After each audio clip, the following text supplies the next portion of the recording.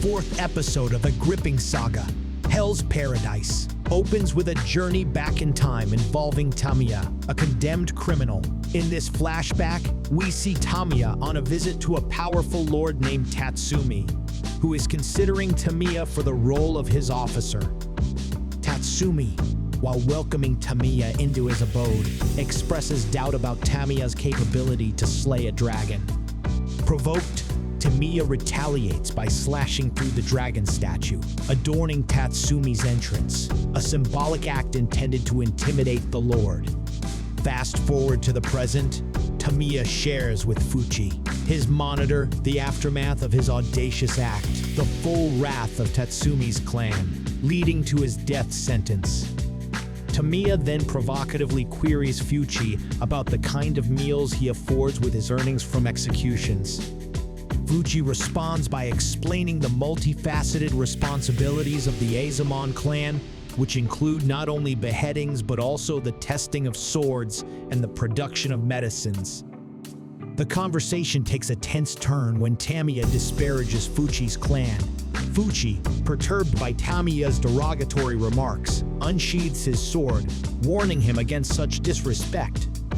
Unfazed, Tamiya reveals his survival strategy. He plans to eliminate his competitors before embarking on the quest for the elixir of life.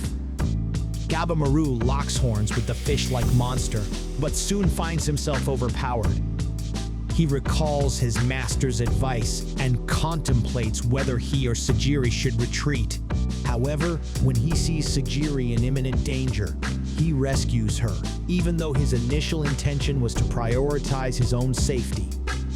Unexpected aid arrives in the form of Yuzuriha, another convicted criminal, accompanied by her two monitors.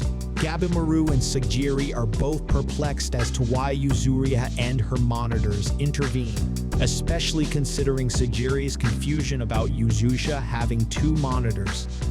Yuzuriha, ever the charmer, tries to use her seductive skills to persuade Gabimaru into joining forces with her. However, Gabimaru, well-versed in such tactics, resists her charm and pins her down. He retorts that her tricks hold no sway over him. Nonetheless, Yuzuriha makes a compelling case for the safety in numbers and proposes they form a group of 5. Sagiri, after understanding Yuzuriha's situation, consents to this alliance as long as Gabimaru is on board. Despite initial reservations, Gabimaru agrees to partner with Yuzuriha, intrigued by the valuable information she possesses. Yuzuriha enlightens the group about the real threat, the bugs, not the monsters. This crucial piece of information, she reveals, was acquired from Makia before his demise. As the group contemplates this new piece of information, we shift our focus to another Asumon, Yamada Asaemon Tuma. A recent addition to the clan, quickly distinguished himself and became an integral part within a mere month of his initiation. To fully finalize his training, he had to perform a real execution, an aspect that had Aizen pondering on the appropriate method for Tuma. Tuma brought forth a request that set events into motion. He later arranged a clandestine meeting with the notorious bandit King Shobei, where a shocking revelation came to light. Tuma and Shubei were blood brothers.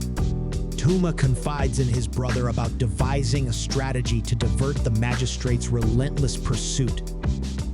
The brothers were left orphaned in their tender years following their mother's demise and their father's execution, a consequence of his participation in the infamous revenge of the 47 Ronin.